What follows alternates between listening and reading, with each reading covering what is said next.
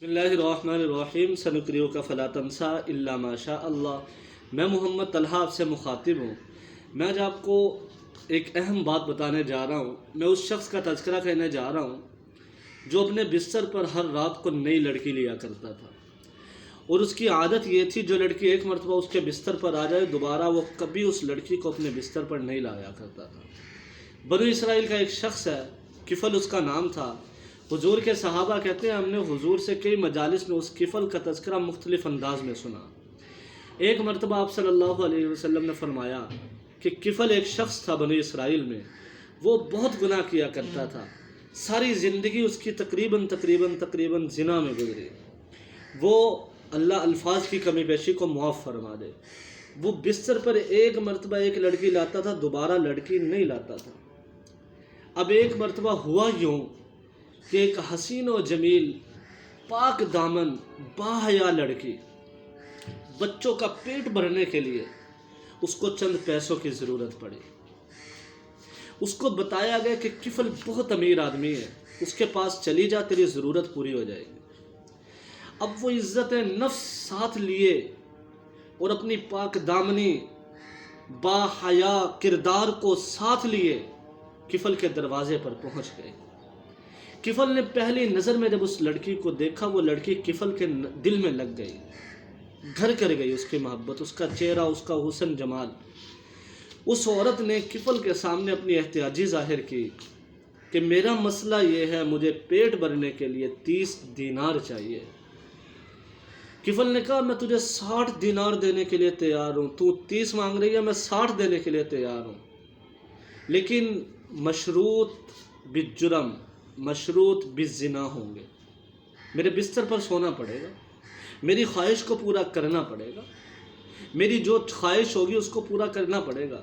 وہ عورت مرتی کیا نہ کرتی، پتہ نہیں کون سی مجبوری تھی اس بیچاری کو کہ وہ پاک دامنہ عورت اس کفل آدمی کے بستر پر آ گئی۔ جب کفل نے اپنے دروازے کا، اپنے کمرے کا دروازہ بند کیا، اس عورت کے جسم پر کپ کپی طاری ہو گئی۔ وہ ایسا کپ کپی، ایسا تڑپی، ایسا مچھلی جیسا کہ مچھلی پانی سے نکل کر مچھلتی، ایسا تڑپی۔ وہ کفل چلتا چلتا وہ اس کے پاس آ رہا تھا، بستر پر آ رہا تھا، رک گیا، کہنے لگا میں نے تجھے زبردستی تو نہیں لے کر آیا اپنے بستر پر، میں تجھے زبردستی تو نہیں لے کر آیا، تو نے اپنی احتیاجی ظاہر کی، میں نے تجھے دگنا انعام دیا، دگنی رقم دی، پھر میں نے تجھے اپنے بستر پر میں اپنے بستر پر لے کر آیا ہوں۔ تو اس نے کہا اے آدمی، انی اخاف اللہ اتق اللہ، میں اللہ سے ڈرتی ہوں، تو بھی اللہ سے ڈر۔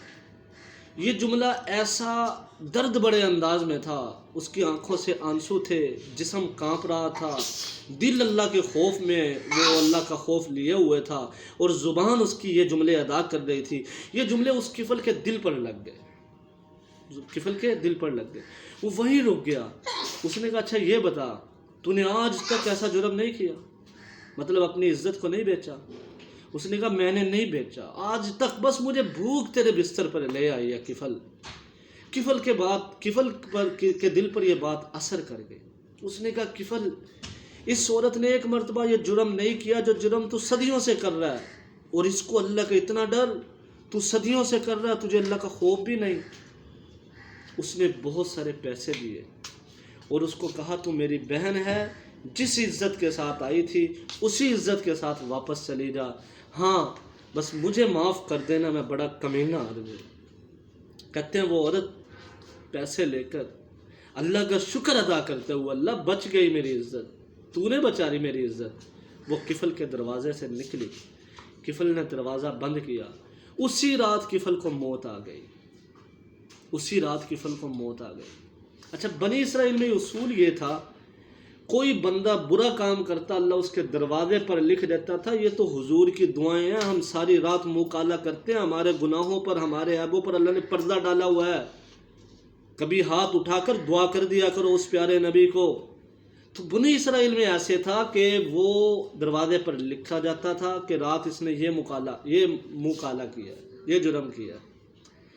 اب اللہ نے جیسے ہی اس عورت کو کفل کے دروازے سے نکالا، گھر سے نکالا، کفل نے دروازہ بند کیا، کفل کو موت آ گئی، اللہ نے کفل کے دروازے پر لکھ دیا ان اللہ قد غفر للکفل، اللہ نے کفل کو معاف کر دیا۔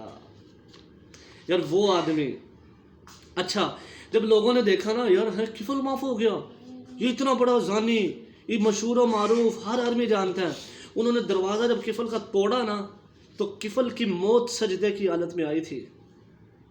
علامہ اقبال نے غالباً کہا تھا نگاہ نظر بد سے نہ دیکھ کسی رند کو، نہ جانے اس کریم کی نظر میں تو پسند ہے یا وہ۔ میرے بھائی ہم جتنے مرضی گناہ گار ہو جائیں نا، جتنے مرضی گناہ گار ہو جائیں، میں یہ سمجھتا ہوں ہم کفل سے بڑے گناہ گار نہیں ہیں، لیکن کفل معافی مانگے، کفل کا رب معاف کر دے، ہم معافی مانگے، ہمیں ہمارا رب کیوں نہیں معاف کرے گا؟